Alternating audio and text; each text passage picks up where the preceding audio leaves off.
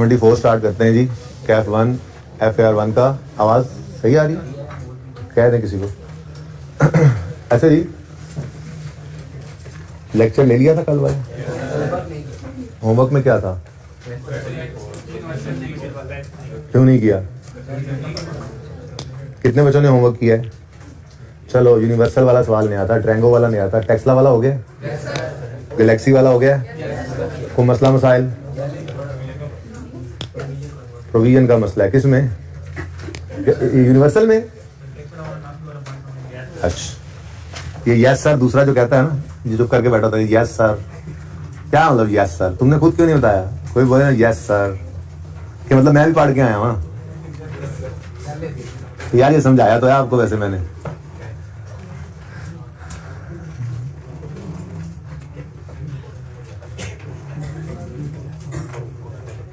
अच्छा जी, ये short term investment नजर आ रही हैं और ये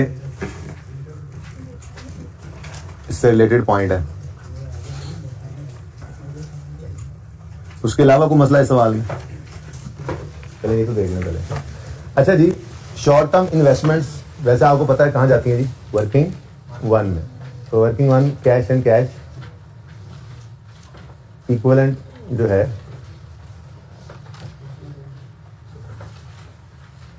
क्लोजिंग, ओपनिंग, इसमें आपको पता है कैश आता है, शॉर्ट टर्म इन्वेस्टमेंट्स आती हैं वगैरह वगैरह, ठीक है।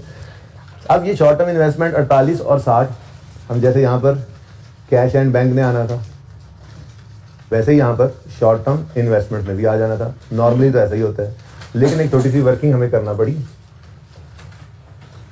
ये नजर आएगा बिल्कुल ना? एक वर्किंग जो भी नंबर हो इसका, वो क्या है? एडजस्टमेंट नंबर 7 में कहता है short term investment amounting to 35 million are readily convertible to cash. अब कैश एंड कैश इक्विवेलेंट का मतलब ही क्या बताया था आपको पहले दिन? कैश और उससे मिलती जुलती चीजें, ठीक है। कैश लेकिन यही तकरीबन कैश। अब उसने शॉर्ट टर्म इन्वेस्टमेंट तो लिख दिया, लेकिन इसके अंदर उसने आज खुद बता दिया कि जो बिल्कुल तकरीबन कैश जिसको कह सकते हैं, वो पिछले साल के एंड पे 20 था, इस साल के एंड पे 35 है, ठीक है ना। इसका मतलब जो शॉर्ट टर्म इन्वेस्टमेंट सवाल में गिवन है एज पर क्वेश्चन, सारी की सारी वो शॉर्ट टर्म ही नहीं है। मतलब शॉर्ट टर्म तो है, लेकिन वो सारी की सारी रेडिली कन्वर्टेबल इनटू कैश नहीं है। देखो आपके ज़हनों में उस दिन भी एक सवाल आ रहा था जब पहली बार बताया था शॉर्ट टर्म इन्वेस्टमेंट को कैश एंड कैश इक्विवेलेंट में ले लो। एक दो बच्चों ने ये बात भी की थी कि सर अगर 1 साल के लिए पैसे डिपॉजिट किए हुए हैं तो मैंने कहा था कि जब सवाल ऐसी को बात करे तो फिर उस तरफ जाना है, वरना शॉर्ट टर्म इन्वेस्टमेंट मींस कि बिल्कुल आपके पास जैसे मिसाल के तौर पे प्राइस बॉन्ड्स पड़े होते हैं, आप बस पढ़ें, आप जाके उसको चेंज करवाएं, उसी वक्त कैश में कन्वर्ट हो जाएंगे। आपने बैंक में कोई डिपॉजिट कर रखा है, शॉर्ट टर्म के लिए इन्वेस्टमेंट कर रखी है, आप उसको ऑन डिमांड आपने रखा हुआ, किसी भी वक्त आप ड्रॉ कर सकते हैं। लेकिन ऐसा भी तो होता है कि बैंक के साथ कॉन्ट्रैक्ट हो और वो कॉन्ट्रैक्ट हो 12 महीने का। अब है तो वो भी शॉर्ट टर्म ही, लेकिन 12 महीने बाद वो कैश में कन्वर्ट होगा जो इन्वेस्टमेंट हुई पड़ी है। तो ऐसी सिचुएशन जब तक सवाल खुद ना कहे हम नहीं अज्यूम करते, खुद से अज्यूम नहीं कर लेते, ठीक है ना। अब सवाल ने खुद बता दिया कि टोटल तो है 60 और 48 की इन्वेस्टमेंट, लेकिन इसमें से रेडिली कन्वर्टेबल इनटू कैश कितनी है? 35 और, यानी मैं यूं कह लूं ना कि 35 में इधर लिख लूं, ज्यादा बेहतर है। 35 और 20 यही है। क्या मतलब? जिनको मैंने लेकर जाना है कैश एंड कैश इक्विवेलेंट में, तो जो रेडिली कन्वर्टेबल नहीं है वो, ये चलो यूं कर लो, लेस कर लो, रेडिली कन्वर्टेबल ऐसे ही लगे तो रेडिली कन्वर्टेबल कितना भाई? 35 और 20, ये तो चली जाएंगी इधर 35 और 20 कैश एंड कैश इक्विवेलेंट में। जो बाकी बच गई कितनी बच गई? 28 और 25, इनको आप ले आओ short term investment income, short term क्या इन्वेस्टमेंट इनकम लिख दूं, इन्वेस्टमेंट इनकम के लेजर में ले आओ, ठीक है जी। जैसे कोई भी इनकम का लेजर होता है वैसे ही ये इनकम का लेजर बना लो, ठीक है। और ये ऐसे जैसे कोई रिसीवेबल एसेट होता है ऐसे ही ये इन्वेस्टमेंट भी एसेट ही है, ठीक है। साल के स्टार्ट में हमारे पास ओपनिंग एसेट कितना पड़ा है? 28, क्लोजिंग में ये एसेट कितना है? 25। इनकम के लेजर में कैश इस तरफ आता है, अच्छा कैश डेबिट इनकम क्रेडिट, ठीक है। तो यहाँ पर क्या आएगा जी? इन्वेस्टमेंट इनकम, ठीक हो गया। आगे वो कहता है investment income for the year amounted to 6 million, तो फिर कैश क्या आ गया? 9 रुपीज। अब इन्वेस्टमेंट इनकम को आपने ऑपरेटिंग एक्टिविटीज में आप शुरू करते हैं पीबीटी से, ठीक है, उसमें आप adjustment for non cash items करते हैं, ठीक है। तो मुझे बताएं प्रॉफिट की फिगर तक आते आते अगर वो कह रहा है कि investment income for the year 6 million है, तो प्रॉफिट तक आते आते ये अदर इनकम ऐड हुई होगी, क्या करोगे आप, लेस कर दोगे इन्वेस्टमेंट इनकम को, 6 रुपए, ये लेस हो गया, ठीक है ना। उसके बाद फाइनेंसिंग एक्टिविटीज में जाकर आप, सॉरी इन्वेस्टिंग एक्टिविटीज में जाकर आप कैश रिसीव फ्रॉम इन्वेस्टमेंट या शॉर्ट टर्म इन्वेस्टमेंट लिख लें, ठीक है, cash receive from short term investment, और यहाँ पे लिख दिया आपने 9 रुपये पॉजिटिव, ठीक है ना। बिल्कुल वैसे ही है बेटा, जैसे देखे ना हम स्टेटमेंट ऑफ कैश फ्लो जो बनाते हैं उसमें ऑपरेटिंग एक्टिविटीज में सबसे पहले पीबीटी लिखते हैं, फिर adjustment for non cash items करते हैं, मोटी मोटी बातें आज यहाँ लिख देते हैं, ठीक है ना। Adjustment for non cash items बल्कि इधर की बजाय इधर लिखिए,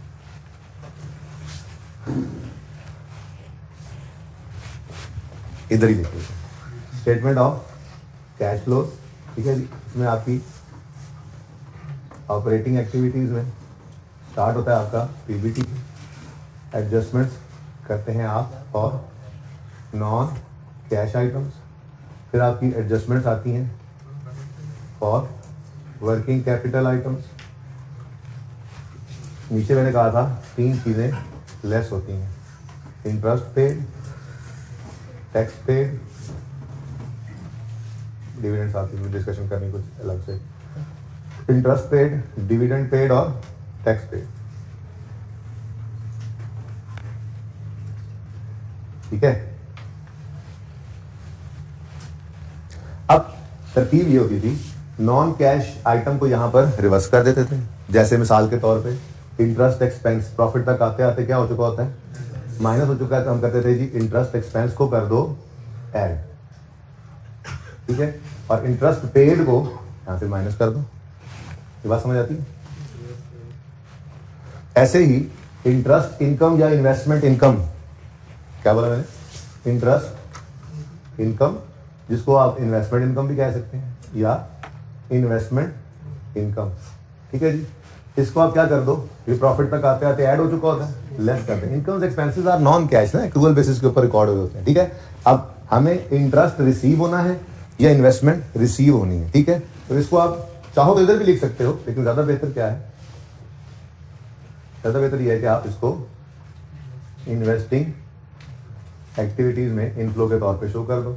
हम यहाँ पे लिख सकते हैं कैश रिसीव फ्रॉम इन्वेस्टमेंट्स, ठीक है जी, क्योंकि इंटरेस्ट इनकम भी क्या होती है, पैसा इन्वेस्ट करके आ रही होती है। इन्वेस्टमेंट इनकम का डिफरेंस क्या हो सकता है कि इंटरेस्ट की बजाय इन्वेस्टमेंट इनकम कैसे आ सकती है, आपने कहीं पैसे रखवाने की बजाय कहीं शेयर्स खरीद के रख लिए हैं किसी के, ठीक है, वो शेयर्स खरीदे हैं तो उस पर डिविडेंड आ रहा है, तो ये इन्वेस्टमेंट इनकम बन जाती है।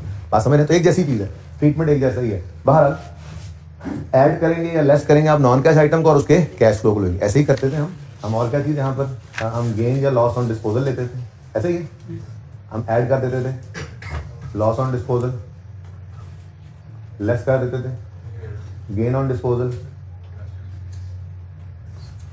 ऑफ नॉन करंट एसेट्स बोल रहा हूँ, इसमें फिर लॉन्ग टर्म इन्वेस्टमेंट्स भी आ जाती हैं, ठीक है ना, सही है। नॉन करंट एसेट मतलब क्या है, पीपीई भी आ गया, इन्वेस्टमेंट प्रॉपर्टी भी आ गई, कोई और नॉन करंट इन्वेस्टमेंट हो सकती है, लॉन्ग टर्म इन्वेस्टमेंट्स। याद होगा आपको कोई 1-2 सालों के अंदर लॉन्ग टर्म इन्वेस्टमेंट्स आई भी थी, शायद पहली सवाल में आई थी या पहले नहीं तो दूसरे में क्वालिटी इंटरप्राइजेज में आ गई होंगी। लॉन्ग टर्म इन्वेस्टमेंट हमने डिस्पोज की थी, उनका गेन लॉस यहाँ पे, और cash received from disposal of non current assets, ठीक है ना, ये काम करते थे, लॉस गेन रिवर्स किया और कैश को ले लिया। ऐसे ही इनकम एक्सपेंसेस को लेस किया, ऐड किया नहीं रिवर्स किया, इनकम एक्सपेंसेस को रिवर्स किया और इंटरेस्ट पेड या इनकम रिसीव्ड कैश को हमने ले लिया, गेन लॉस को रिवर्स किया, कैश को हमने ले लिया, ऐसे ही करते थे ना, ठीक है। तो यहाँ पर भी ऐसा ही काम था जी कुछ, कि आपने 6 रुपए की इनकम को रिवर्स कर देना था और 9 रुपए को आपने कैश फ्लो के अंदर लेना था। अब ये पॉइंट समझ आ गया, ठीक है। और कोई मसला है इसमें, अगर नहीं हो तो मैं आगे वो तैयारी की है किसी और बात करने की, वो कर लूँ,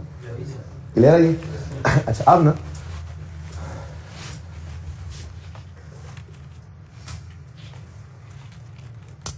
दो चीजें मैं ऐसी हैं जिनको लिखने लगा हूं यहाँ पर, आज तक कभी टेस्ट नहीं हुई, मुश्किल है कि टेस्ट हो, लेकिन एहतियातन कर लेने में हर्ज कोई नहीं है, ठीक है ना। तो किसी होमवर्क के सवाल में या टेस्ट के सवाल में मैं डाल दूंगा, फर्क कोई मसला कोई नहीं है। ट्रीटमेंट बिल्कुल वैसा जैसा आपका इंटरेस्ट एक्सपेंस का। इंटरेस्ट एक्सपेंस का लेजर बनता है, आपको पता है,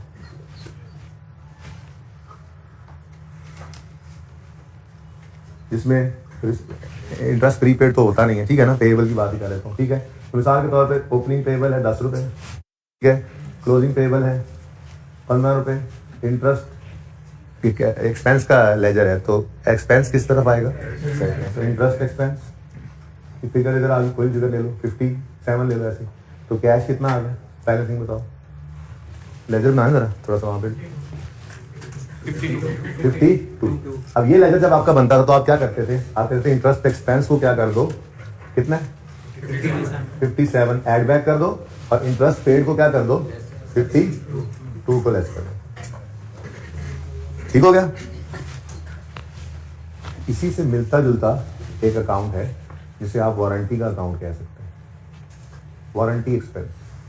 वारंटी एक्सपेंस क्या होता है जी, वारंटी एक्सपेंस कहते हैं आपने कोई चीज़ बेची है, वो चीज़ बेचकर आपने कहा है कि साल के अंदर अंदर आप खराब होगी तो हम सही कर देंगे, तो इसमें भी अंदाजे की बुनियाद पे ना, आप मिसाल के तौर पे आपने दिसंबर के अंदर कुछ चीज़ें बेची हैं, अब आपका अंदाजा एक होगा, उस अंदाजे की बेस, इसको प्रोविजन फॉर वारंटी भी कहते हैं, ठीक है ना। जैसे provision for depreciation, provision for एक्सक्यूमेशन को प्रोविजन कहते होते थे, प्रोविजन फॉर डाउटफुल डेट, अंदाजे होते हैं ना, ठीक है।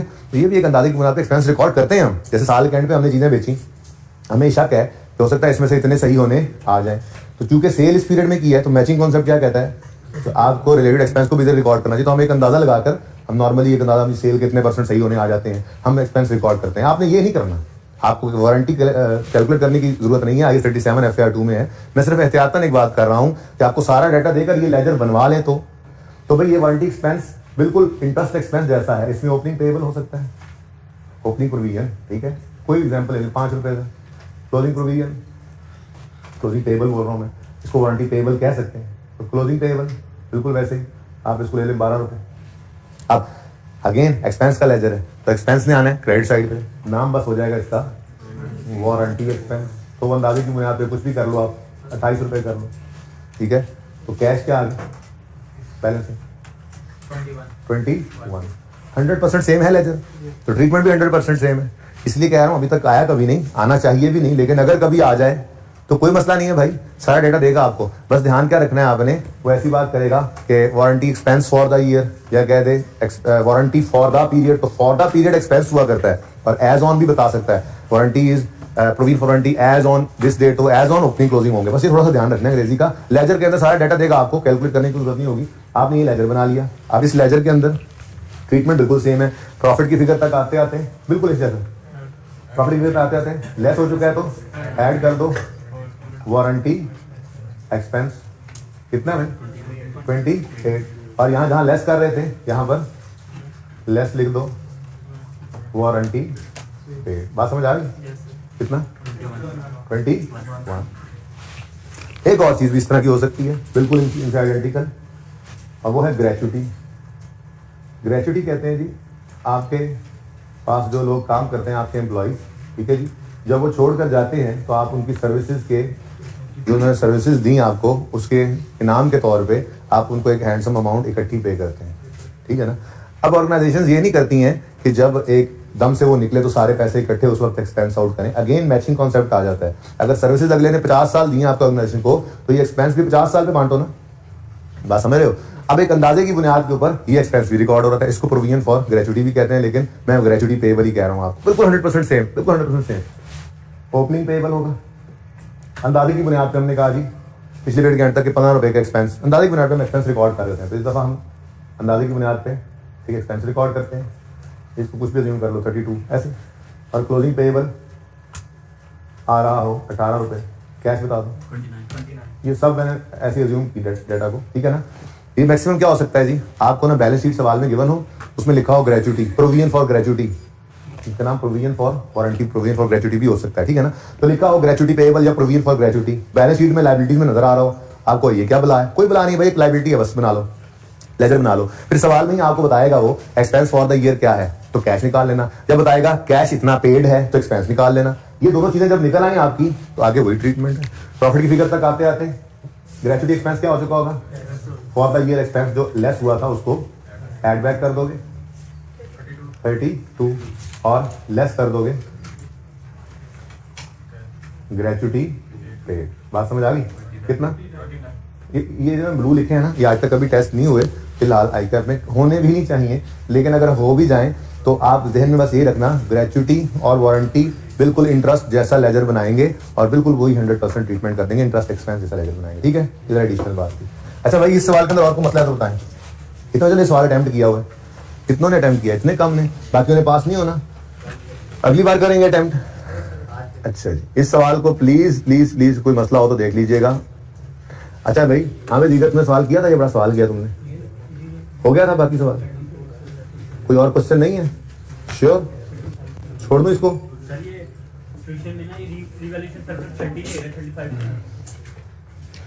रिवैल्यूएशन सरप्लस 200 ओपनिंग में है और 215 क्लोजिंग में है। रिवैल्यूएशन कैरिड आउट हुई और एसेट इंक्रीज हुआ 80 से, out of which 35 was credit to profit and loss. देखो मैंने ये वर्किंग भी की थी गालिबन कल की रिकॉर्डिंग में या परसों की रिकॉर्डिंग में, आपने लिए थे लेक्चर। मैं ये कह रहा था कि कुछ कहानी इस तरह की थी कि आपका पीपीई है ना, पीपीई, ठीक है, ये पीपीई रीवैल्यू हो रहा है, तो कुछ रीवैल्यूएशन सरप्लस हुआ करता है, कुछ प्रॉफिट एंड लॉस, आपको पता है, ठीक है ना। अच्छा देखते हैं क्या कह रहा है, वो कह रहा है ड्यूरिंग द नहीं as a result of revaluation carried out on 30 June 20 PPE was increased by 80%। 30 जून 20 पर 80 से एसेट बढ़ा, ठीक है। अब पीपीई वाज इंक्रीज बाय 80, पता नहीं यहाँ पे कितना था, बुक वैल्यू कितनी थी यहाँ पे, बुक वैल्यू ये रीवैल्यूएशन सरप्लस है, ठीक है, और ये भी बुक वैल्यू है, गुजारा कर लें, ठीक है ना। तो पता नहीं यहाँ पर बुक वैल्यू कितनी थी, फिलहाल किसी एक की बात कर रहा है या सबकी कर रहा है, मुझे इससे क्या। वो ये कह रहा है कि जो 80 का सरप्लस आया ना, ठीक है, इसके बारे में क्या कह रहा है कि was increased by 80 out of which 35 was credited to, इसका मतलब इससे पहले लॉस 35 पड़ा हुआ था, तो ये 80 का डेबिट एसेट में हुआ, एसेट डेबिट 80 से, तो सबसे पहले क्या किया करता था, ये लॉस को खा जाता था, यहाँ पे लॉस हो जाता था सिफर, तो बाकी सरप्लस 45 बचता है, 45 ये आ रहा है, ठीक है। मुझे नहीं पता कि ये सबकी है या किसी एक की, मुझे इससे लेना देना भी कुछ नहीं है। ये जो एंट्री हो रही है, ये एंट्री क्या हो रही है, ये एंट्री हो रही है पीपीई डेबिट 80 से और रीवैल्यूएशन सरप्लस क्रेडिट 45 से, profit and loss account credit 35, ठीक है। वैसे आप लोगों के साथ बड़ी तफसील से बात हो चुकी है ओसीआई की, ठीक है, तो आपको पता है रीवैल्यूएशन के दिन वाली एंट्री में रीवैल्यूएशन सरप्लस इन ओसीआई होता है, ठीक है ना। लेकिन ये तो प्रॉफिट एंड लॉस है, ये 35 तो प्रॉफिट एंड लॉस में जाता है, याद है मैंने आपको बना बनाकर स्टेटमेंट एंड इक्विटी सिखाया था ये, ठीक है। ये 35 का एक्सपेंस भी प्रॉफिट एंड लॉस के अंदर नजर आ रहा है। अब ये पूरी एंट्री क्या बन रही है, आपने जो पीपीई का लेजर ओपन किया हुआ होगा, पीपीई का लेजर का ओपनिंग 1200, क्लोजिंग 16, 19, उसमें पूरा 80 डेबिट होगा रीवैल्यूएशन सरप्लस के नाम से, लेकिन रीवैल्यूएशन सरप्लस का अकाउंट जो आपने ओपन किया होगा उसमें सिर्फ 45 आएगा। करा ही सवाल इससे अच्छा ओपनिंग जी, नहीं कोई बात, 1200 ओपनिंग, क्लोजिंग 1619, ऐसे ही भाई रीवैल्यूएशन सरप्लस साहब है, ओपनिंग 200 और क्लोजिंग 200, ठीक है जी। अब ये एंट्री हुई एसेट डेबिट रीवैल्यूएशन सरप्लस, ये तो बस जान छुड़ाओ, ठीक है। बाहर रीवैल्यूएशन सरप्लस के अंदर कितना क्रेडिट 45 से, ये पीपी में इस दफा रेज हुआ, ठीक है, और बाकी 35 कहाँ है, प्रॉफिट एंड लॉस में। अब जो प्रॉफिट एंड लॉस के अंदर 35 पड़ा है, ये प्रॉफिट की फिगर तक आते आते माइनस हो चुका है, क्या ये कैश आया है, नहीं माइनस हो चुका है, नहीं हो चुका सॉरी, ठीक है बेटा, ठीक है, क्या हो चुका है, प्रॉफिट एंड लॉस क्रेडिट हो चुका है, ये पीएनएल में एक प्रॉफिट एक गेन रिकॉर्ड हो चुका है, बोलो क्या ये कैश है, क्या कैश आया गया, ओ भाई एसेट पड़ी महंगा कर दिया हमने, ये तो अनरियलाइज गेन कहते थे हम इसको, ठीक है ना। तो भाई ये 35 प्रॉफिट की फिगर तक आते आते जो ऐड हुआ है इसको क्या करना पड़ेगा, लेस, तो हम लेस कर देंगे, रीवैल्यूएशन लॉस का रिवर्सल लिख दो, जो मर्जी लिख दो, ठीक है, यहां पे बस 35 हो, ठीक हो गया, ये डन, वो भी डन, और इसकी कहानी तो हो गई खत्म।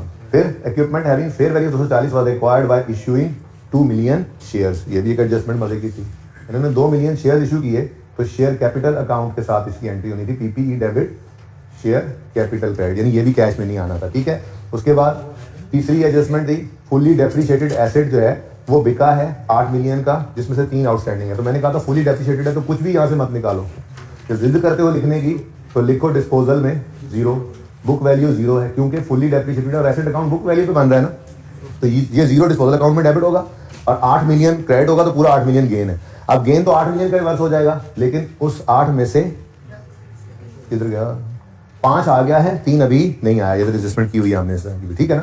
तो बाकी सवाल तो मेरे ख्याल में ठीक था। डेप्रिसिएशन भी सवाल के अंदर गिवन थी, डेप्रिसिएशन आपको सवाल में दे रहा है, डेप्रिसिएशन उठाकर यहाँ पर लिख लेनी थी आपने। फिर इन्वेस्टमेंट प्रॉपर्टी आ गई, उसके बाद फाइनेंशियल चार्जेस की बात होगी, उसके बाद शॉर्ट टर्म इन्वेस्टमेंट की, तो सवाल खत्म है। इसके अंदर अगर कैश बैलेंस फिगर होगा तो एडिशन होगा, इस तरफ ही आएगा वो पूरी, ठीक है। लेकिन रीजन सरप्लस के अकाउंट के अंदर आप देखें तो इस तरफ बैलेंस पड़ रहा है कितना, 30। अब ये 30 क्या हो सकता है, क्या हो सकता है ये रीजन सरप्लस डेबिट डिस्पोजल जो हुआ है उसके बारे में कि ये डिस्पोजल कोई रीवैल्यूड एसेट था या क्या बात थी, ठीक है। तो सिंपल बात है, इसको आप रिटेन अर्निंग्स वाली एडजस्टमेंट ही समझें कि जो इंक्रीमेंटल डेप्रिसिएशन ट्रांसफर हो रही होती है, तो आपका जो रिटेन अर्निंग्स का कॉलम कलेजर बन रहा होगा उसमें ये रीजन सरप्लस डेबिट 30 से आगे, ठीक है ना। और ब्रॉड डाउन सवाल में हो सकता है गिवन हो, कैरी डाउन गिवन हो सकता है, पैड गिवन हो या आपने निकालना हो सकता है, डिविडेंड सवाल में हो सकता है ना हो, ये सारी बातें आपको पता है, ठीक है। क्वेश्चन ये किसका क्वेश्चन था, ये होगी क्लियर बात। किस 35 की बात कर रहे थे वैसे आप, 30 की बात, ये अच्छा हाँ, इसको आप ये बैलेंस ही निकला है। अब आप क्या अज्यूम कर सकते हैं, नॉर्मली यही अज्यूम कर सकते हैं, इस तरह से तो एंट्री इंक्रीमेंटल डेफिशिएंसी की ही होती है, ठीक है जी, सही है। कोई और क्वेश्चन, छाड़ दो कैश फ्लो जानो। कल क्वेश्चन जो क्या था नहीं समझ आया, सोल्यूशन मैंने जो करवाया था वो समझ आया था। क्वेश्चन नंबर 3 कौन सा 3, ट्रायंगो, तुम वैसे ना करो, तुम्हें जैसे सिखाया वैसे करो सुकून से, ओके। अच्छा नहीं, आपकी कैश फ्लो टैली हो गई थी तो फिर अच्छा चलें देख लेते हैं। यार को बात ज़हन में आ रही थी कि वो करनी है मैंने बच्चों से, मैंने तो क्वेश्चन नंबर 4 दिया था होमवर्क में। अच्छा 3 में ना पता है क्या मसला हुआ होगा आपको मैं बताता हूँ, सोल्यूशन समझ नहीं आ रहा, मतलब अजीब बात कर दिया आपने। असल में ना ये सवाल मैं करवाना चाह रहा हूं, लेकिन ये चाह रहा हूं कि आप ट्राई भी कर लें, ठीक है। तो आप लोगों ने कितने बच्चों ने ट्राई किया है ये, देखिए थोड़ी सी बात मैं कर देता हूँ, एक ट्राई और कीजिएगा। मैं ये चाह रहा हूं कि मैं कोई ऐसा सवाल करवाऊं जिसमें ये काम भी हो जाए लेकिन इसके अलावा हो और टेस्ट में आ जाए, कोई इस तरह से मामला हो जाए, ठीक है ना। अब यहाँ पे करना क्या होता है, जब भी इनडायरेक्ट मेथड ना हो, डायरेक्ट मेथड हो, कह लूँ डायरेक्ट मेथड हो, तो हमें डेटर का लेजर बनाना रिक्वायर्ड होता है, ऐसे ही है। अब डेटर का लेजर आपको समझाया था कि हमेशा बनता है ग्रॉस डेटर होते हैं, ऐसे ही है ना, और प्रोविजन पड़ी होती है अलग से। तो मैं छोटी सी वर्किंग भी कराई थी आपकी क्लास में, मैंने कहा था देखो यहाँ पे तो काम चल जाता है इग्नोर करके, ठीक है, लेकिन अगर डायरेक्ट मेथड से चलोगे तो डेटर का लेजर जरूरी है, क्योंकि हमने क्या असूल पहले दिन लिखा था कि यहाँ पर जो वर्किंग कैपिटल आइटम्स है ना उनको भी लेजर में ले आना है, ठीक है ना। तो डेटर भी वर्किंग कैपिटल आइटम था ना, डेटर को भी लेजर में लाना है। अब अगर बैलेंस शीट में डेटर पड़े हैं, सवाल बताए ना बताए कि वो नेट है, लेकिन नीचे सवाल कह दे कि प्रोविजन क्रिएट करते हैं, तो मतलब वो नेट पे ही पड़े हैं, वरना फेस पे प्रोविजन नजर आती। अब अगर प्रोविजन नजर नहीं आ रही है फेस पे और सवाल कह रहा है कि ये मेंटेन करते हैं प्रोविजन, तो इसका मतलब डेटर्स बैलेंस शीट वाले नेट है। तेरा सुबह पुत्र ऐसा नहीं मैच कर रहे थे, ठीक है ना। अब वो नेट डेटर्स से हम लेजर नहीं बना सकते, ठीक है, तो ग्रॉस करना पड़ेगा। सवाल को देखते हैं, सवाल में क्या डाटा गिवन है। सवाल में हम बैलेंस शीट को देखते हैं ना जी, तो बैलेंस शीट के अंदर ट्रेड रिसीवेबल नजर आ रहे हैं और साथ कोई नेट शेड नहीं लिखा हुआ, लेकिन साथ ही साथ पूरे सवाल में कहीं प्रोविजन फॉर डाउटफुल डेट भी नजर नहीं आ रहा, या यहां माइनस साइन से आ जाता, या चलो लायबिलिटी साइड पे पॉजिटिव साइन से कहीं नजर तो आ जाता, नजर नहीं आ रहा। अब बैलेंस शीट देखकर तो यही लग रहा है कि ये provision for doubtful date create नहीं करते और ये ग्रॉस डेटर्स हैं, अभी तक तो यही लग रहा है। फिर जो हमने सवाल पढ़ना शुरू किया तो सवाल में हो सवाल में देखो क्या कह रहा है सवाल में, मैं ये चाह रहा हूं कि जरा ये दोनों चीजें सामने सामने रहें।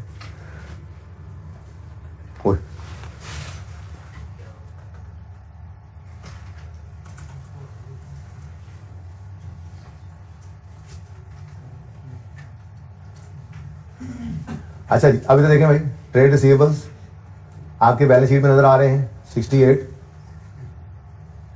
दोनों चीजें नजर आ रही हैं, ठीक है, 68 और 56 के ये ट्रेड रिसीवेबल्स हैं। और साथ ही पॉइंट 2 में कह देता है you will maintains a provision for doubtful debt at 6% during the year. Written off की बात बाद में देख लेते हैं, फिलहाल तो ये गड़बड़ खत्म कर लें। वो कह रहा है मेंटेन करते हैं प्रोविजन, मतलब पिछले साल भी की होगी, इस साल भी की है, फिर कहाँ है?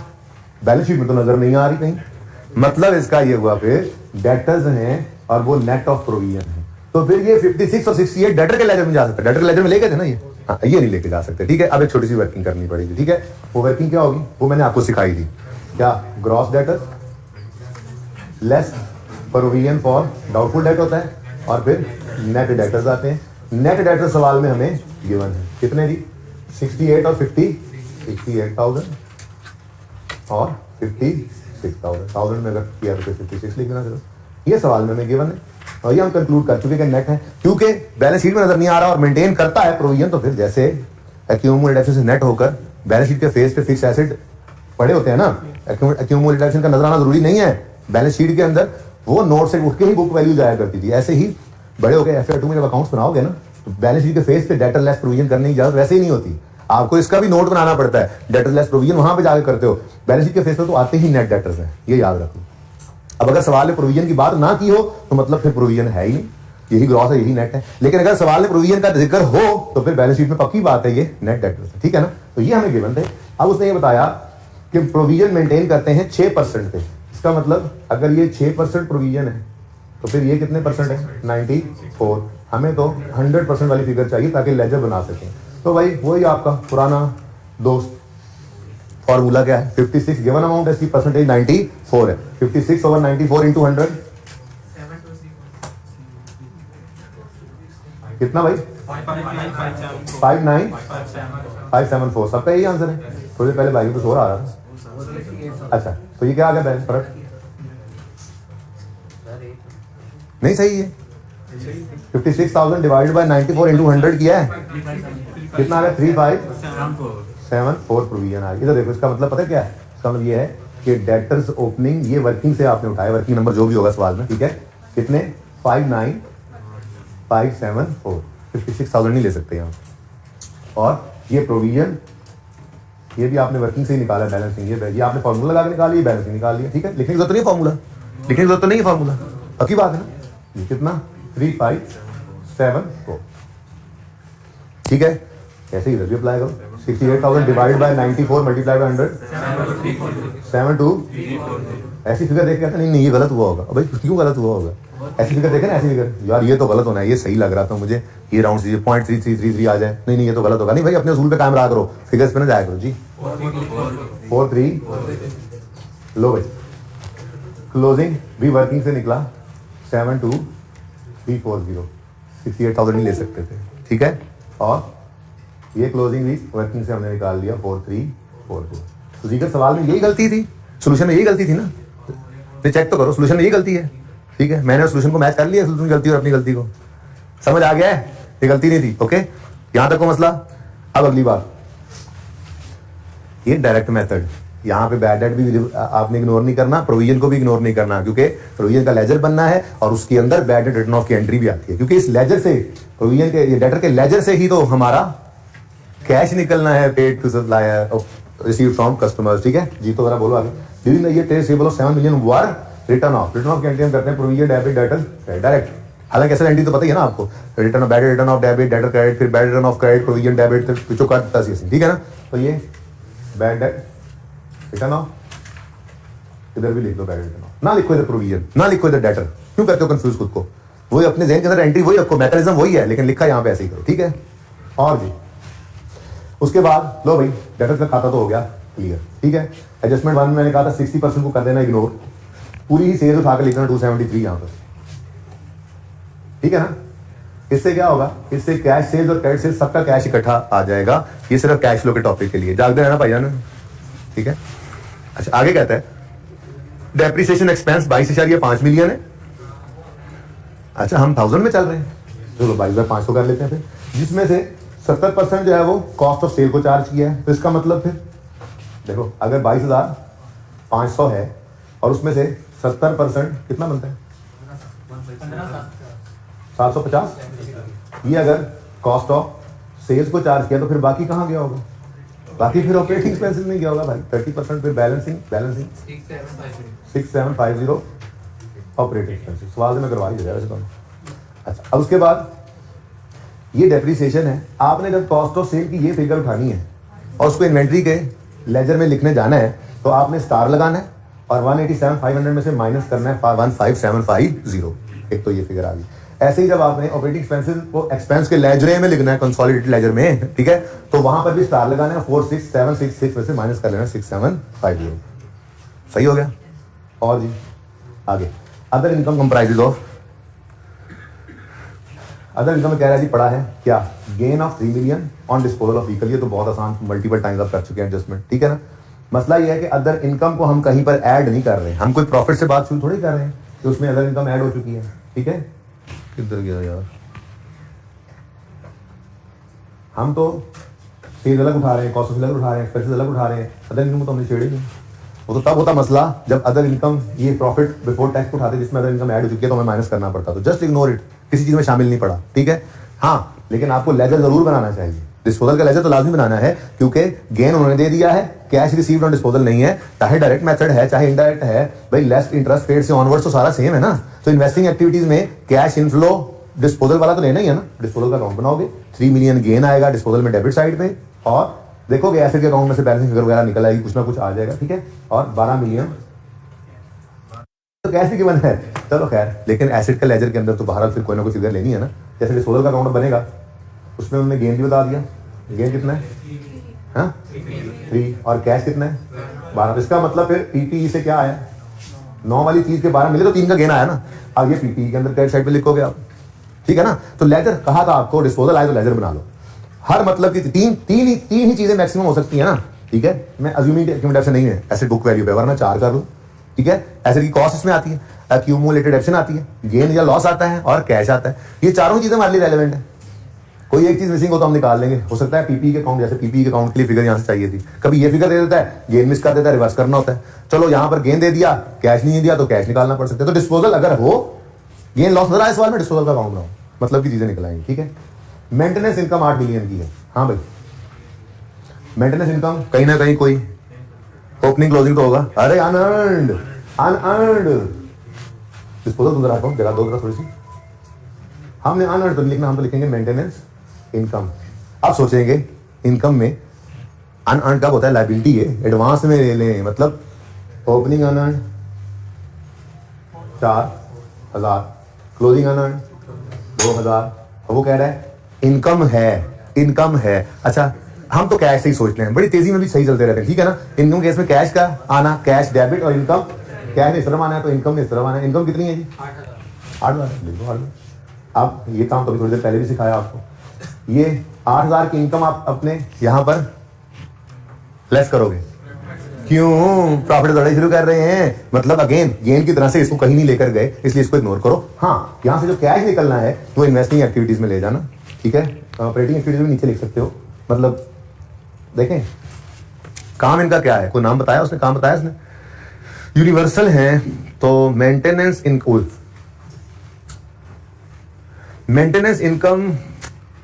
इनकी सेल अलग से आ रही है, वो अदर इनकम में पड़ा है ना। उसका मतलब ये है कि इनकी कोई मेन कोर एक्टिविटी की इनकम तो ये नहीं होनी, इसलिए मैं नहीं चाहता कि इसको आप ऑपरेटिंग एक्टिविटीज में शो करें। Cash receive from customer, cash paid to supplier, cash paid for expenses के साथ आप ये भी यूज करें, इसको भी शो करें, मेंटेनेंस इनकम के कैश को। बेहतर है इसको आप इन्वेस्टिंग एक्टिविटीज में शो कर दें, तो ठीक है ना। नहीं समझे बात, तुम्हारा क्या बोलना है, डायरेक्ट मेथड है यार, डायरेक्ट माना होगा। ये बता दूं जो टैक्स वाला है ना,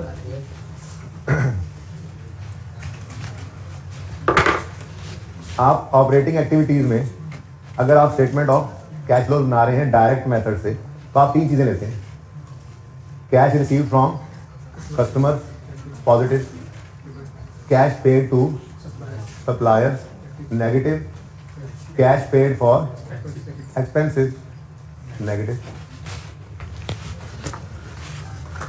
तो मैं ये कह रहा हूं कि आप यहां पर cash receive from investment income करने की बजाय बेहतर क्या है, इसको इन्वेस्टिंग एक्टिविटीज में जाकर लिखें, ठीक है ना, क्योंकि ये हमारी ऑपरेटिंग एक्टिविटीज हैं।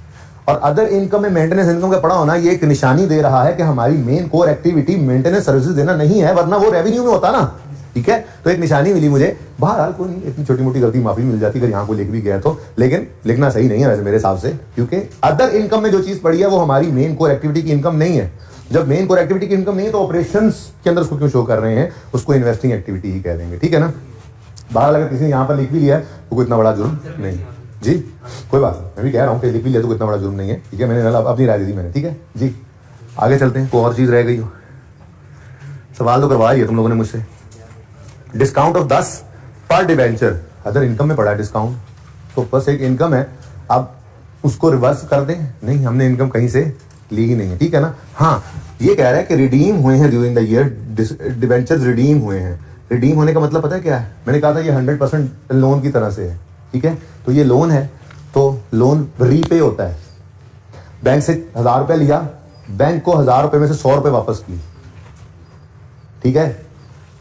किसी बंदे से 1000 रुपये लिया, उसको 100 रुपये वापस किए, फर्क क्या है, लाइबिलिटी है, रीपे किया, दैट्स इट, ठीक है ना। तो जो मैंने आपको कहा था लोन की तरह से लेजर बनाओ, तो ये रिडीम हुए हैं ना जो, तो वो आपको नजर आएगा कि नजर क्या आएगा, देख लो, डिवेंचर्स 20,000 से 18,000 रुपये आ गए हैं, मतलब कुछ रीपे हुआ है लोन, तो उसको कहते हैं रिडीम होना। क्या कहते हैं जी, जिन लोगों को हमने पैसे लेकर डिवेंचर्स इशू किए हुए थे ना, वो तुड़वाने आ गए। मुख्तलिफ औकात में डिवेंचर्स इशू करते रहते हैं, तो जो पुराने इशू किए हुए होंगे, जिनको मिसाल के तौर पर 5 साल के लिए किसी को डिवेंचर्स दिए हुए थे, यानी कि उनसे लोन लिया हुआ था, उनके 5 साल पूरे हो गए उनके साल में, और उन्होंने आके अपने डिवेंचर्स रिडीम करवा लिए, तो जस्ट रीपेमेंट ऑफ लोन ही है। बहरहाल क्योंकि ज़्यादा बच्चों ने नहीं किया हुआ, तो मजीद मैं डिस्कशन नहीं करता, ट्राई करना, और आखिरी एडजस्टमेंट को फिर मैं देख भी लूंगा, मजीद डिस्कस करना हुआ रिडेम्पशन वाली को, तो ठीक है। वैसे बच्चा कुछ नहीं है इसके अंदर, कितनी तुसी मेहनत आती है, सारे डिस्कस करा दें। और जी वो ट्रैंगो वो नहीं किया यार, ऐसे नहीं काम चलेगा। मुझे कैसे पता चलेगा कि आप लोगों ने ये टॉपिक कर लिया, सही कर लिया। ये मिटा रहा हूँ,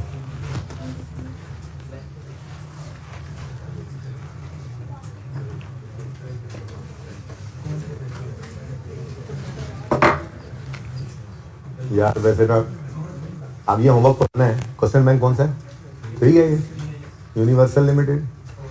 क्वेश्चन बैंक नंबर ट्रैंगो। अच्छा, सिंध रोबोटिक्स दिया था मैंने, मर्दान सॉफ्टवेयर दिया था एक दफ़ा, वो कितने बच्चों ने अटेम्प्ट किया है, ऐसे नहीं काम चलेगा। अच्छा, आप दोनों मेथड साथ साथ चलाएं, आपको बच्चे थोड़े ही अब आप नहीं अब आपको डायरेक्ट मेथड सिखाया तो अब इनडायरेक्ट से दूर रहें। क्यों दूर रहे भाई, अब पता है आपको, बस ठीक है। पहले आपको दूर रखा डायरेक्ट से, इनडायरेक्ट में पक्के हो गए। डायरेक्ट तो आसान था, मुश्किल चीज़ आप पहले सीखा करते हैं, आपको पता है आसान चीज़ बाद में किया करते हैं, ठीक है ना। तो वैसे बहुत अफसोस की बात है। कौन सा है वो, 8 है, क्या नाम बोला बेटा। अब ये ना माफ़ी नहीं है, ठीक है, अब माफ़ी नहीं है। अब कल मैं ये होमवर्क चेक करूंगा। देखो ये है ओल्ड, ये भी है ओल्ड, ये भी है ओल्ड, तो एक नया सवाल भी तो होना है, वो मैं दे रहा हूँ। मुझे नहीं पता, ये चारों सवाल करने बहुत सुस्ती होगी भाई। 3 छुट्टियां करके आए हैं, सुने, 3 छुट्टियां करके आए हैं, करके कख नहीं आए। कल वाला सवाल जो क्लास में करवाया था वो किया था करके। अच्छा, एक बहुत अहम बात चुका है, मैं भी सोच रहा था कितनी देर से करनी है, मैंने याद नहीं आ रही थी। अभी जरा बताना, इंटरेस्ट की और डिविडेंड की प्रेजेंटेशन अगर मैं भूल जाऊँ तो फाइनेंसिंग एक्टिविटी में भी आ सकती है, बताता हूँ। अभी ट्रैंगो आपको होमवर्क में दे दिया, नार्टन को रहने दें, ऐसे ही फजूल सा है, खाम खा लेंथी सवाल है, कुछ भी नहीं। हॉट सॉस हो गया था, उन्होंने सारे कहेंगे यार सर कितने बच्चों ने हॉट सॉस को अटेम्प्ट किया हुआ है, चेक करो फनकारियाँ इनकी। और तू भी पढ़ ले, पठाना पढ़ ले। ये वैसे कुछ ज़्यादा ही नहीं पढ़ दिया हमने।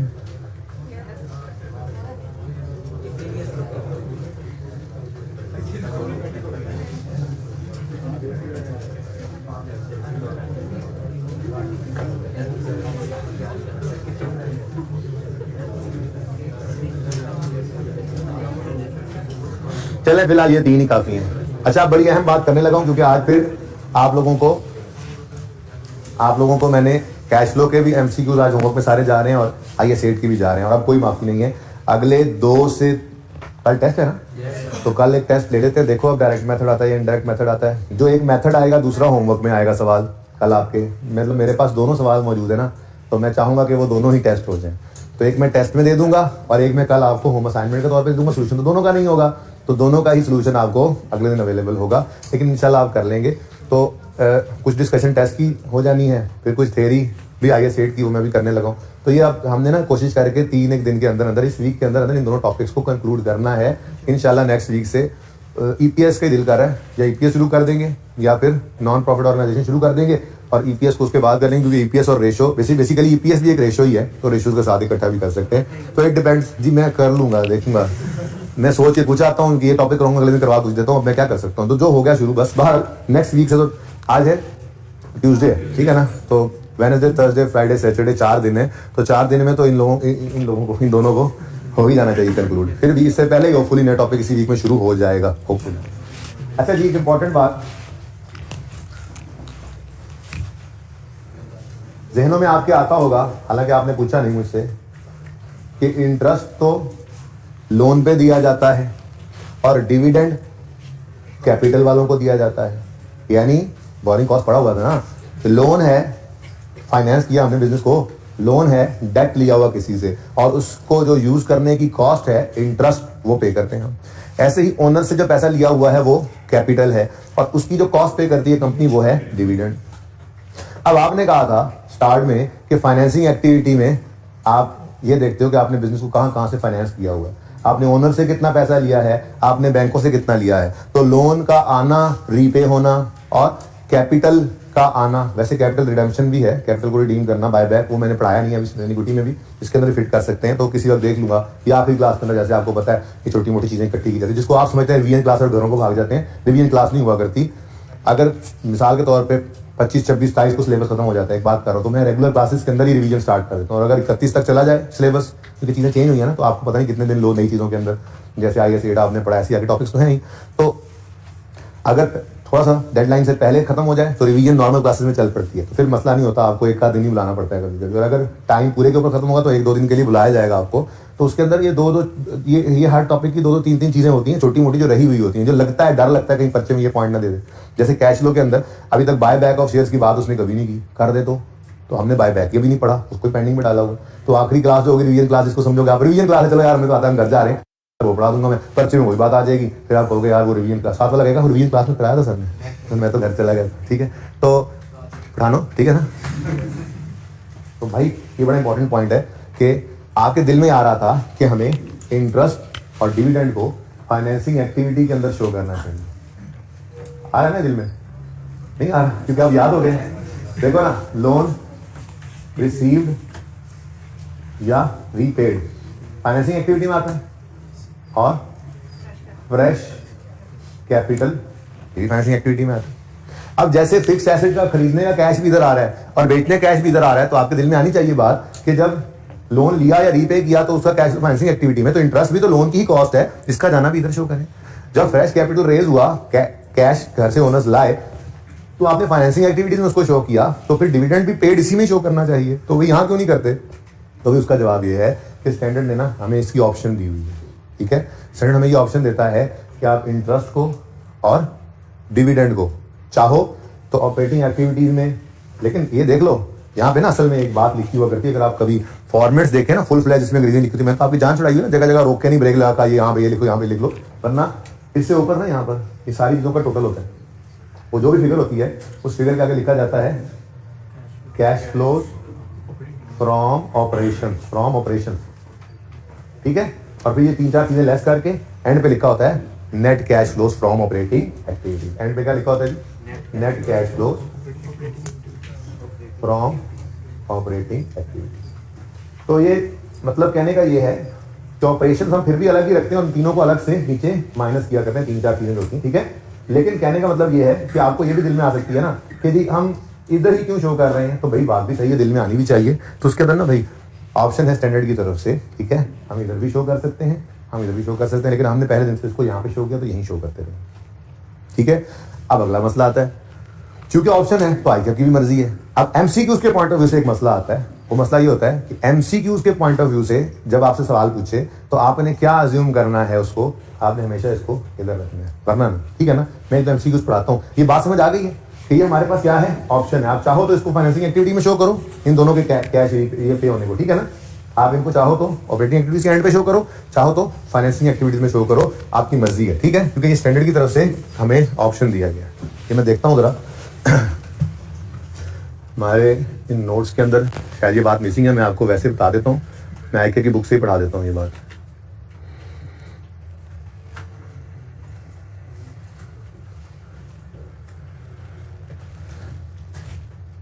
ਤੁਸੀਂ ਦੇਖ ਲਓ ਕਿ ਮੈਂ ਕੀ ਦੇਖ ਰਿਹਾ ਹੈ आमिर भाई।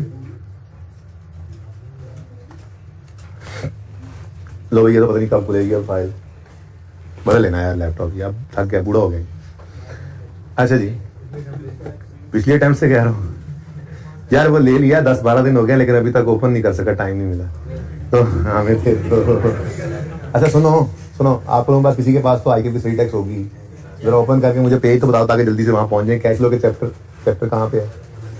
ओपन हो गया, रहने दो, मेहरबानी ताड़ी। कैश फ्लो का टॉपिक जो है ना हमारे इसमें चैप्टर है, खीर होगी। कौन सा भाई जी?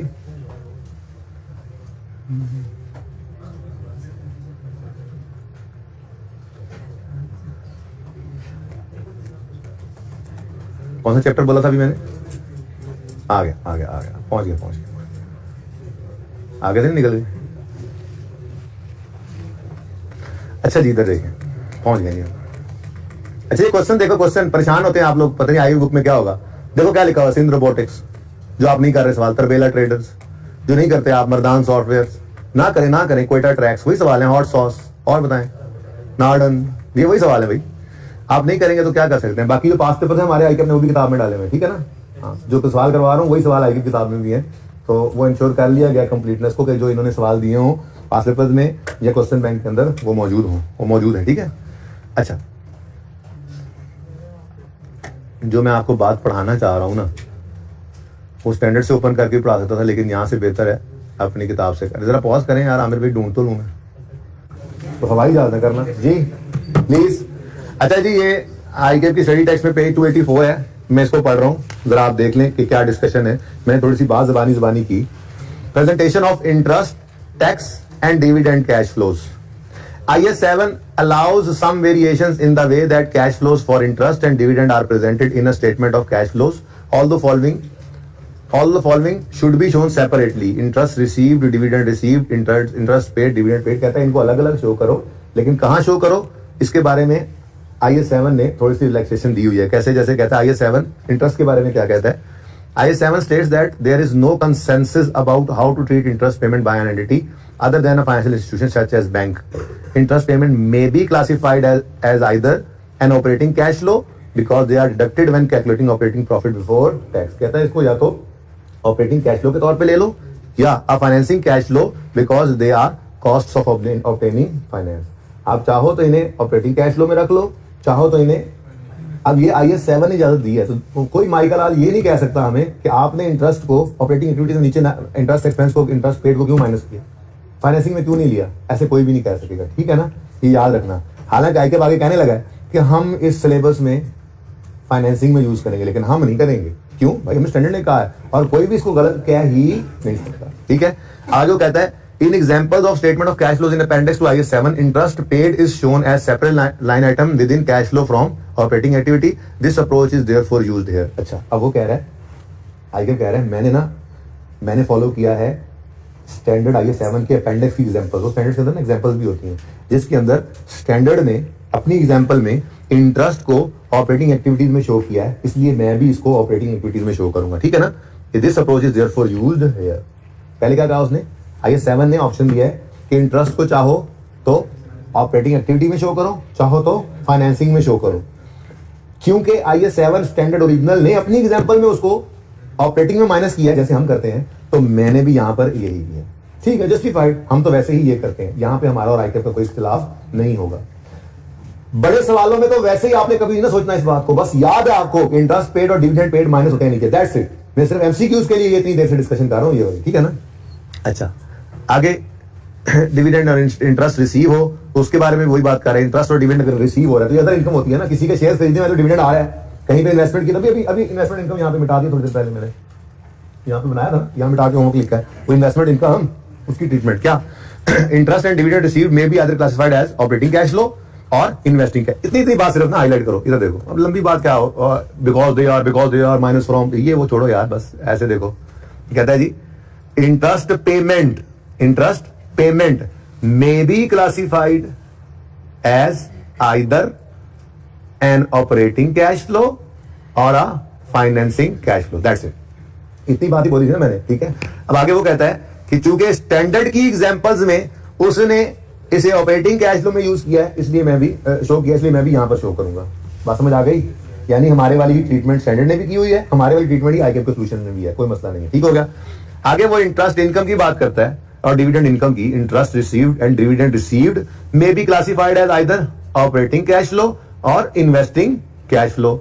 ठीक है जी। In examples of statement of cash flow in IAS 7, interest received and dividend are shown as applied in cash flow from investing activities. This approach is therefore used here. कहता है जी इस केस के लिए इंटरेस्ट रिसीव अगर हो या investment receive अगर हो, ये थोड़ी देर पहले मैंने अभी आपको क्या कहा, इसको इन्वेस्टिंग एक्टिविटी में लाओ, मेरे ख्याल में वो तो लिखा हुआ होगा, तो वही मिट गया है, वो भी मिट गया है, लिखा हुआ है कि मिट गया है? नहीं नहीं नहीं, ये क्या है? Investment income. इन्वेस्टमेंट इनकम ही है ना। इन्वेस्टमेंट इनकम कहां से, क्या दो ही शक्लें हो सकती हैं, कहीं पे पैसा रखवा के इंटरेस्ट कमा रहे हो या किसी के शेयर लेके डिविडेंड कमा रहे हो, वही इन्वेस्टमेंट इनकम होती है। थोड़ी देर पहले मैंने यहाँ पे लिख दिया, ठीक है, ये तो इत्तेफाक से लिख दिया। आईकेएफ क्या कह रहा है, आप चाहो तो उसको उधर भी लिख सकते हो, इसलिए बुक के सोल्यूशन में वहां पे भी लिखा हुआ है, ठीक है ना, ऑपरेटिंग एक्टिविटीज में। ओके, किसने सवाल किया था यहाँ पे? बुक के सोल्यूशन में ये लिखा हुआ है, कुछ बोला था यहाँ से? हाँ, तो क्योंकि स्टैंडर्ड की इजाजत है तो दोनों सोल्यूशन ही सही है, कोई गलत दुनिया कोई ताकत गलत नहीं कह सकती दोनों में से किसी एक को, ठीक है ना। लेकिन आईकेएफ ने क्या कहा, ये मैं क्यों डिस्कशन कर रहा हूँ, क्योंकि एमसीक्यूज के जवाब के अंदर आप इस तरह से नहीं पूरी कैश फ्लो बना सकते। वो सिर्फ आपसे पूछ ले एमसीक्यूज के अंदर कि ये कौन से वाले सेक्शन में जाना है, तो आप अपने हिसाब से ऑपरेटिंग लिख दो और वहां पे वो ना हो, ऑप्शन ही ना हो, तो फिर गड़बड़ ना हो जाए। इसलिए सिर्फ एमसीक्यूज के पॉइंट ऑफ व्यू से छोटा सा रट्टा लगवाऊंगा, बस वो याद रख लेना, वरना कैश फ्लो जैसे बनवानी सिखाई है वैसे ही बनानी है, ठीक है ना। वो कहता है जी इंटरेस्ट और डिविडेंड पेड की बात करता है कि इंटरेस्ट और डिविडेंड पेड, जो इंटरेस्ट पेड होता है वो हम ऑपरेटिंग एक्टिविटी में शो करते हैं, और इंटरेस्ट रिसीव होता है जो, उसे इन्वेस्टिंग में। आप ना करो शो इन्वेस्टिंग में, आप बेशक उसको वहां कर दो, कोई मसला नहीं है। लेकिन आईकेएफ कह रहा है कि चूंकि स्टैंडर्ड की एग्जांपल के अंदर इसे इन्वेस्टिंग में शो किया गया, इसलिए हमने भी इसको यहां पर ही शो किया हुआ, ठीक है। डिविडेंड पेमेंट क्या करो जी, इसको फाइनेंसिंग कैश फ्लो भी कह सकते हो और इसको component of cash flow from operating activities, यानी ऑपरेटिंग एक्टिविटीज में भी इसको लेकर आ सकते हो, ठीक है। आप इसको ऑपरेटिंग एक्टिविटी कहो या इसको cash flow from financing activity कहो, आपकी मर्जी है, ठीक है जी। आगे कहता है in examples of statement of cash flow in IAS 7, dividend paid are shown as line item within cash flow from financing, therefore this approach is used here, ठीक है। तो बीच वाला जो था ना वो फॉर एमसीक्यूज, अब मैं यूं लिख देता हूं फॉर एमसीक्यूज, सिर्फ ये रट्टा फॉर एमसीक्यूज लगाना है आपने, ठीक है, कि इंटरेस्ट पेड जो है उसको आपने कहां शो करना है, ऑपरेटिंग एक्टिविटीज में, और डिविडेंड पेड, डिविडेंड पेड को आपने, इस बार डिविडेंड पेड को आपने फाइनेंसिंग एक्टिविटी में, ये काफी है वैसे तो रट्टा, ठीक है ना। बाकी तो वो दूसरी बात है ना कि इन्वेस्टमेंट इनकम हो, इन्वेस्टमेंट इनकम रिसीव करो या डिविडेंड इनकम रिसीव करो, ये तो अलग हो गया ना थोड़ा सा, ये तो दोनों पेमेंट्स ही ना, पेमेंट्स ये रिसीट्स की बात है, ठीक है ना।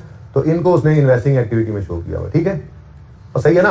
तो इसको तो हम भी वैसे इन्वेस्टिंग एक्टिविटी में लाएंगे ना नेचुरली, ये तो हम भी इन्वेस्टिंग एक्टिविटी में ले आए थे, जैसे मैंने आज बात की थी यार इसको इन्वेस्टिंग एक्टिविटी में ले आओ, यानी कि आपने कहीं इन्वेस्टमेंट कर रखी होती है, आपको इन्वेस्टमेंट इनकम रिसीव हो जाती है, आपको डिविडेंड इनकम रिसीव हो जाती है, आ गए तुसी, ठीक है, अच्छा बैठो।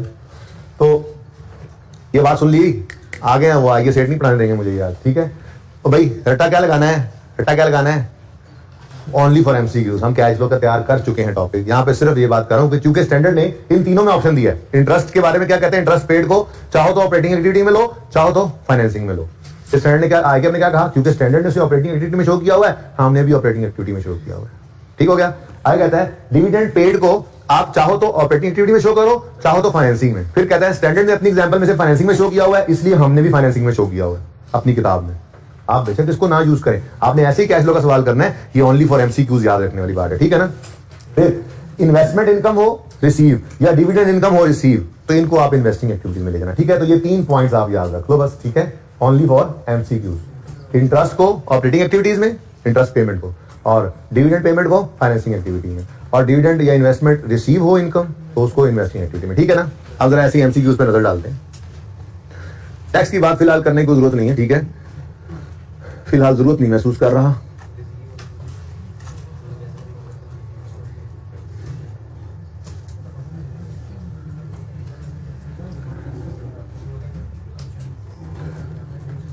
भाई अब असल में वो फीडबैक वाले आ गए, सुने आप है ना, अब आज एमसीक्यू सारे ट्राई करने हैं, ठीक है। और ये इसलिए नया क्वेश्चन नहीं दिया कि एमसीक्यूज मैंने आपको देने थे, लेकिन अब ये सारे एमसीक्यूज डिस्कस्ड हो और बेशक देख के नकल करके टिक लगाओ, मैंने चेक करने हैं कल भाई। कल क्लास के बाद नाका लगेगा। मेरे यहाँ से पहले सारे वो बच्चे बाहर हों जिनके रजिस्टर पर ये 3 सवाल हल ना हुए हों और जिन्होंने अपने रजिस्टर पर ही MCQ नंबर 1 के आगे ऑप्शन 2 के आगे ऑप्शन इस तरह करके ना लिखा हुआ हो, ये भी चेक करना है। All MCQs, I don't know, all MCQs of, जी बिल्कुल, सिर्फ ABC लिख सकते हो ना, लिख के आना। और मुझे नहीं पता, बेटा चुप करो। ऑल MCQs ऑफ IAS 8 और IAS 7, ठीक है जी। अल्लाह हाफिज।